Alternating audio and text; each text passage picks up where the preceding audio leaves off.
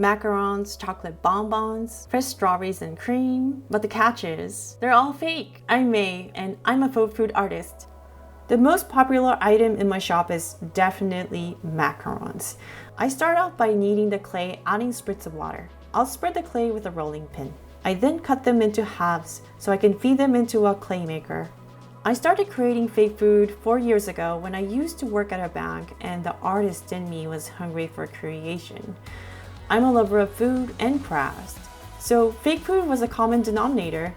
I knew I needed to turn this hobby into a business when my 10-seat dining table was covered with cupcakes. I get my inspirations from the Japanese fake food culture and memories of patisserie shops in France, where desserts decorated the displays like high-end fashion. Because there isn't a textbook how to make fake food, the challenge is to search for materials and methods on my own. I think each fake food artist keeps their methods secret, so I gather hints from craft videos and blogs. It's rewarding when you finally find a way to make something out of nothing.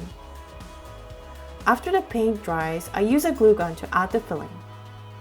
Here, I'm using white for vanilla. I also have milk chocolate, dark chocolate, and caramel fillings.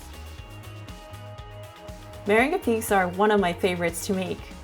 Real or fake, the key to a perfect meringue is to achieve a light, airy softness and to get those signature peaks. First, I turn the clay into small pieces. This will allow the clay to soak the water faster. I add glue and mix until getting a silky consistency with a rubber spatula. This will help create the peaks. Then, I use a hand mixer until I get a smooth, fine meringue texture. I pipe the clay through a star tip onto a baking sheet. 2 to 3 days later, when dry, I add the finishing touches. Today, I'm dipping them into chocolate and adding sprinkles. Of course, all fake.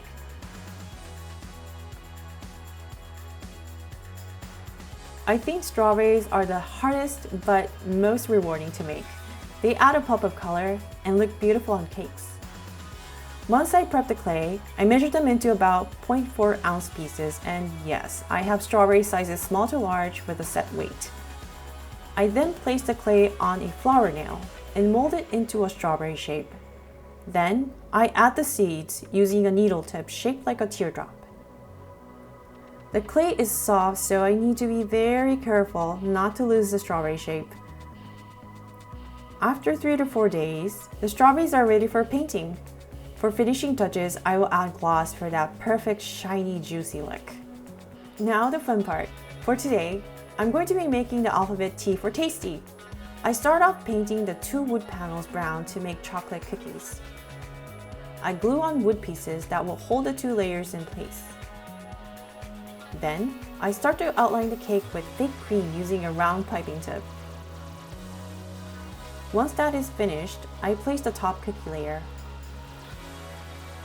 Then to support the form, I drive screws in with a power drill. Now, the moment that we're all waiting for, it's time to decorate. I prep the surface with glue, so the clay will have a strong bond. I cover the cookie with generous amounts of cream. Assembling is like a painting process. Choosing a color, thinking of a theme, a message.